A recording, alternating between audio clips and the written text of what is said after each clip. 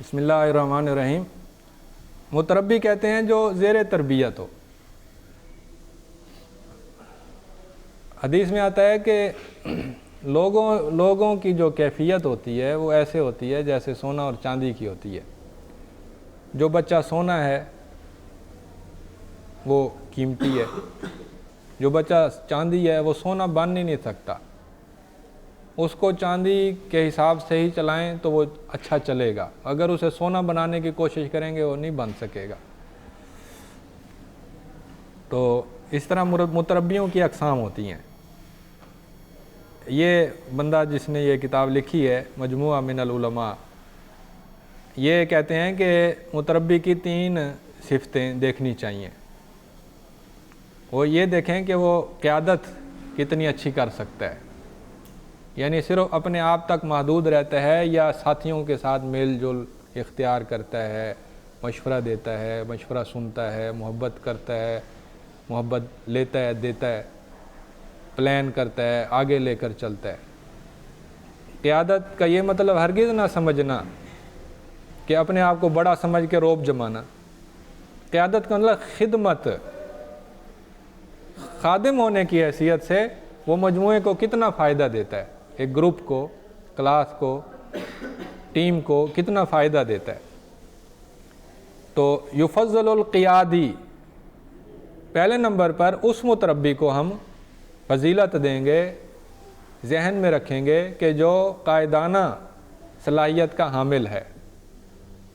قائدانہ سے پھر ہرگز یہ نہ سمجھنا کہ وہ اپنے آپ کو الگ سمجھے، باقیوں سے الگ نہ سمجھے، بلکہ وہ یہ سمجھے کہ میں نے سب کو لے کر ساتھ چلنا ہے، اجر کمانا ہے۔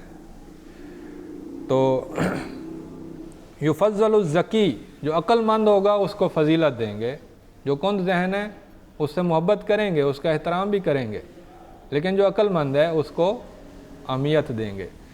النفسیۃ المستقرہ، جو مستقل مزاج ہے، جس کی طبیعت میں خوشی، غم، پریشانی، ہر چیز معتدل ہے، اس کو ترجیح دیں گے۔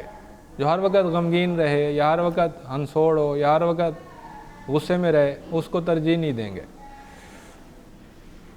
تو اسی طرح جو اخلاق میں، کردار میں، علم میں آگے ہے اس کو ترجیح دیں گے۔ یہ اس نے نہیں لکھا، حالانکہ لکھنا چاہیے۔ یعنی اس کتاب کے لکھنے والے نے جو ہے دینی پہلو کو کچھ ہلکا رکھا ہے۔ ویسے تو وہ دیندار ہے کیونکہ دینی علامات بھی موجود ہیں، لیکن دینی پہلو کو اس نے نمایاں نہیں کیا۔ تو یہ نیچے تنبیہات میں لکھتا ہے کہ تربیت کی جو مناسب عمر ہے وہ ابتدائی مرحلے سے، یعنی پہلی کچی کلاس سے لے کر یونیورسٹی کے کلاس تک، یہ ساری زندگی تربیت کی زندگی ہے، پہلی کلاس سے لے کر آخری سال۔ بلکہ گھر میں بھی جو پہلی کلاس سے چھوٹا جو بچہ ہوتا ہے اس کی بھی تربیت ہوتی ہے۔ دوسرا وہ کہتا ہے کہ جس مجموعے کی تربیت کرنی ہے وہ 25 سے 30 ہونے چاہیے۔ اگر 100 بچے ہوں گے تو تربیت نہیں ہو سکے گی، کیونکہ تربیت کے عمل میں ہر بچے کی الگ سے صلاحیت دیکھنی ہوتی ہے۔ تو 25-30 بچوں تک تو وہ استاد سمجھ جاتا ہے کہ یہ اس میں سے میں ہر بچے کو جانتا ہوں، یہ کس مزاج کا ہے، یہ کس مزاج کا ہے، یہ کس مزاج کا ہے۔